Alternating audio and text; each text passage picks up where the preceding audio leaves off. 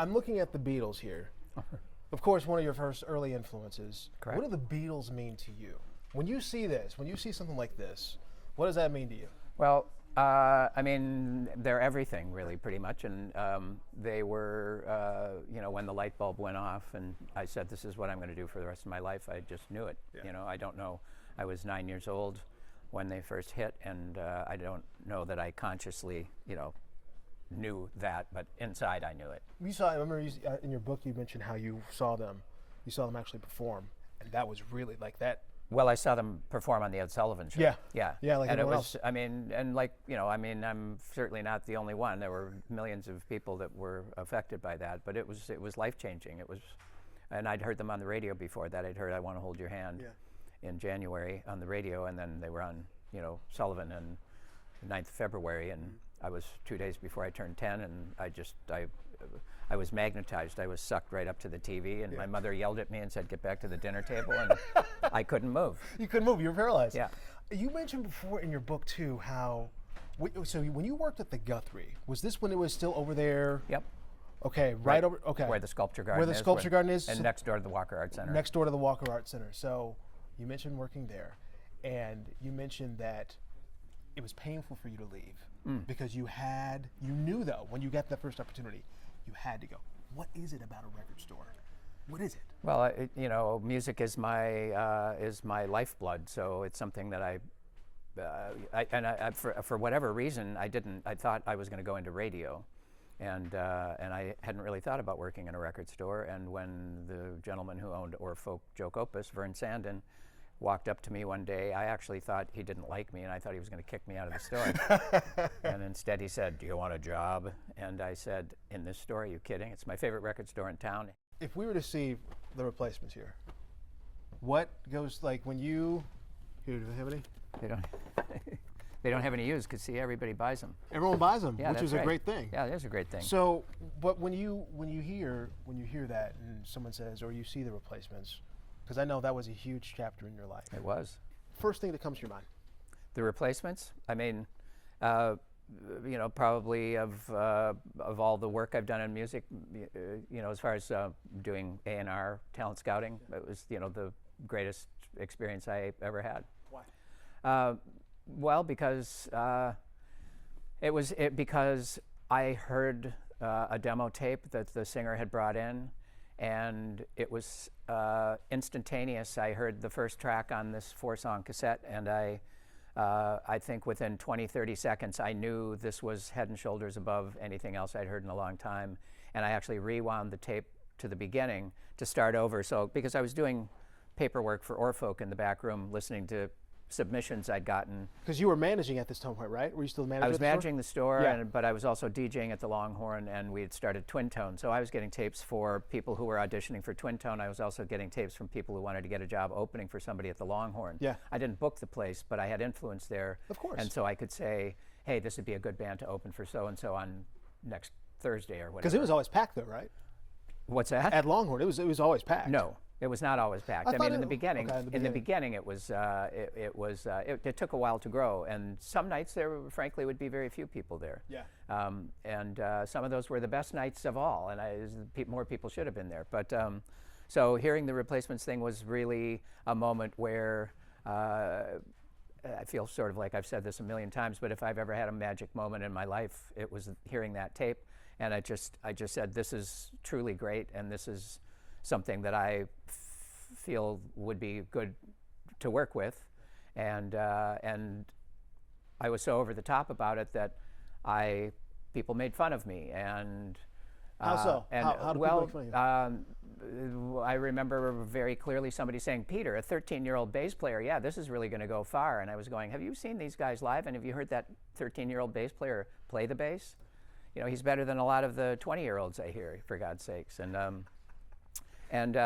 So yeah, it was just a revelation. It was a real epiphany, I think I would say, and then there were also people who were submitting music to Twin Tone that were maybe felt like they were on the bubble to get a record deal, and they were angry that I was looking at this band that was basically had just played their first gig, and so. But you knew. But I felt like I knew in my heart, and I stuck with it, and so having their relevance continue to 2023 is maybe the most gratifying experience I've had working in music, because I was sure of it, and now, doing some of these book things, I've never been thanked so much in my life, and it's people who love the Replacements, who just are, and they don't, they're not U2, popularity, but they have a following that is so incredibly devoted. And I did these things up in the Northwest last week with Tommy Stinson. He's doing some tour dates, so we matched up, my... That's nice then, that's great. Yeah, and so for he and I to do it together, I mean, I just watch people walk up to Tommy, they're shaking when they say hello, and they ask him to autograph a record. I mean, that's very moving for me to see. Now, and he's like my little brother, I was going to say, so you decide, I like this group, I'm going to do this. Did you know anything about management? Oh, I didn't want to be their manager. I mean, I shouldn't say I didn't want to be their manager. That was not my goal. Yeah. But I started seeing people, because they became a band to watch very quickly. So you picked up on it, right? You listened to it, you picked up on it, and you noticed other people started picking up on it too. Right, and they started trying to tell them, you need to do this and you need to do that, and I'd be going, you don't need to do that, stop that, don't listen to that guy. Who was telling them that? What label? Just other people in the music scene, and in particular a guy who took over at Jay's Longhorn after Jay left. His cousin came in to kind of run the bar, and he was sometimes had problems filling the calendar. He'd have holes in the calendar because he wasn't really on top of it. And so suddenly he'd be going, hey, I need somebody day after tomorrow. Hey, do you want this gig? I'll give you $100. And I'd be going, you don't want to do a gig day after tomorrow because you can't plug it with your friends, you can't put up flyers, you can't spread the word of mouth. Let's say, thank you, sir, for the offer, but we'll try something in 2 weeks when we can properly promote it and try to build our audience. And he was shouting at me, telling the band that they needed to do this, and he said, let's go outside where we can talk. We walked out of the Longhorn to the NSP Plaza next door, and the 4 Replacements sat on a marble bench like they were school kids, like being called into the principal's office, and Hartley is standing here and I'm standing here, and he said, you're going to make money, it's good exposure for you, why don't you want to do this? And they're kind of shaking their head and looking at me, and he finally said, do I have to talk to this guy every time I want to book you? And the singer, Paul Westerberg, looked at me with a kind of, can I say yes look on his face? And I just... That was it? And I nodded, and he said, yeah, you do, and that was it. So that's how I became the manager. I'm not built for management. I don't want to do management. I only did it one other time in my life. But I thought I would handle... I needed to run interference for them. That's really what I did. And I offered a lot of, I think, creative ideas as well, but really it was to protect them from the people that were telling them they needed to follow some kind of blueprint. Blueprint, exactly. So, no, you guys are too good. You don't need to do that. Stand your ground, stay away from people like this, and I'll get in the way if you want. And that's what I did.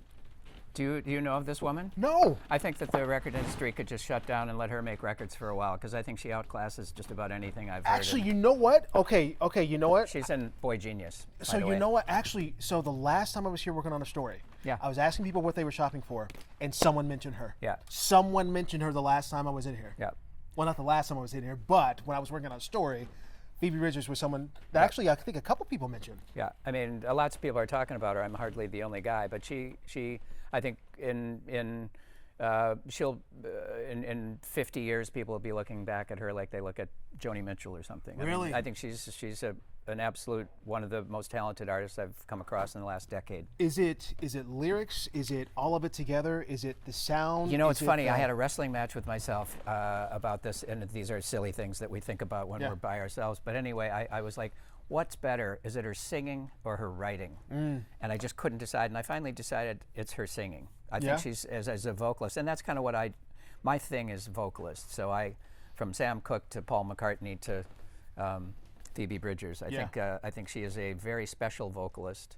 But the singing, the writing, and actually one of the other things that I think is very attractive about her is she has a producer by the name of Tony Berg. She co-produces. So does a guy named Ethan Johns. not Ethan Johns, Ethan Gruska, and the sound of those records. I think they're magnificent recordings, and they're things that you can listen to, the 100th time, and you hear something on the left channel behind the guitar that you didn't hear before. Yes! And they're just beautifully mixed. She's got a line in this, the opening song on this record called Smoke Signals. There's a line where she says, "It's been on my mind since Bowie died." And in the background, very quietly, you hear this whoosh, go from ear to ear. And it's like a spaceship. So everybody associates Bowie with space. Yeah, space. Whatever. Yeah, of course. And Ziggy so I thought Starship. that was just brilliant. Just brilliant. That's Anyway. you hit it on the nail when you can listen to something, right? And all of a sudden you're hearing it for like when you're hearing it for the 40th, the 50th time, you know the record inside and out, and all of a sudden you hear something, you're like, whoa, I've never heard that before. Yep. I've never heard that. That's the one thing that I love about music. By the way, Bowie's right here. Right, and Bowie's right here. Bowie's right here. I mean, when I was... Do you have a favorite? Do you have a favorite Bowie album? Well, Hunky Dory, right here. When I was a junior in high school, one of my first musical mentors, Duncan Hanna, who ended up doing artwork for the Suburbs and some other people, besides being a fine artist himself, told me, "You have to buy this album by David Bowie called Hunky Dory." And I said, "Yes, sir." And I walked out and went right to the record store and bought it, got it home. Didn't click with me right away, but about the third or fourth listen, the light bulb went off there, and I went crazy over him. So that was 6 months before Ziggy Stardust came out. And when Ziggy came out in June of '72, it was like the only record in the world at that time. I mean, there was just nothing else that really struck me. And then a couple months later, I see an ad in Rolling Stone magazine says David Bowie's first American tour. And I looked at it, Minneapolis wasn't on the list, and I thought, what's the closest city? I gotta go. It was Chicago. And then I went, and Detroit, I don't think that's too much further. So I, through Dayton's department store downtown, their ticket office, I was able to buy tickets for both shows. I had no money. I was just graduating from high school, still working at the Guthrie Theater. And I took a Greyhound bus to Chicago and Detroit, stayed in YMCA hotels, but I didn't have any money. And I saw him 2 nights, October 7th and 8th, 1972. Which performance was better? They were equally great.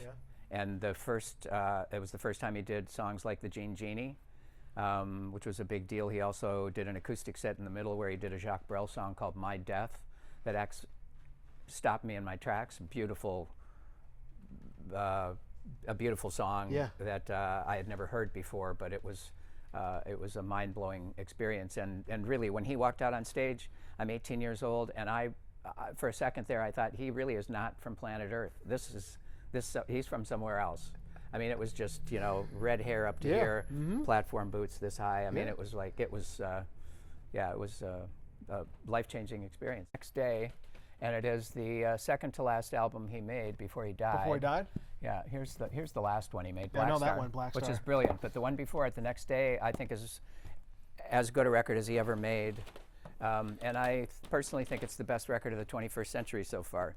I personally don't. I like to hold something in my hands. And you just mentioned it before, when you can get the notes out and you can listen to the lyrics, or you can listen to the lyrics while you're reading along. Yep. And it's truly an experience. You can read the credits and all that. Is it just me, or am I crazy here? No, I think you're absolutely not crazy. I mean, but I do, I'll take music however it comes. I like vinyl best. I think it sounds best. But CDs are okay. Streaming is okay. Downloading is okay. As long as it's music, it's fine with me. I just think vinyl has a better, and it's a cliche to say it, but it's got a warmer sound. These are records I produced. Okay.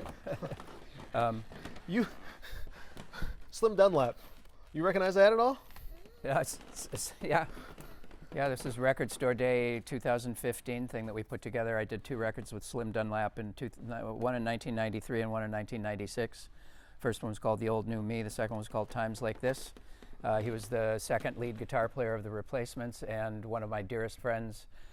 He actually was Curtis Hayes' right-hand man. Oh, really? In the group Thumbs Up, which was the first local band I saw that I felt was as powerful as the records I was buying. And I said, if I'm going to start a record label, I want to start a record label to make records with Kurt and Bob. Yeah. And then Bob became Slim. You're blowing my mind right now. I'm sorry. I'm just overwhelmed by all of this stuff that is so cool. Bob Dylan. We wanted to talk about Bob Dylan. I mean, this could be the greatest album ever made, right here. Could be. Unless you're, like a guy like me who would have to say a Beatles record. But this would be, I mean, Beatles, Stones, and Dylan and Bowie probably are my big four. And I mean, I said to somebody recently, if I had nothing but Bob Dylan records to listen to for the rest of my life, I'd be perfectly happy. It's not a bad thing. This past spring, my wife gave my son and I a Christmas present to go to the Bob Dylan Center in Tulsa. So on his spring break from college, we went down there for a week in March and just looked at the Bob Dylan archives for a week. That must have been a memorable. Oh my God! We walked in, and I think we both of us just started crying at the beginning. We were so overwhelmed. 2 floors full of Dylan stuff. It was just unbelievably cool. Like an encyclopedic memory.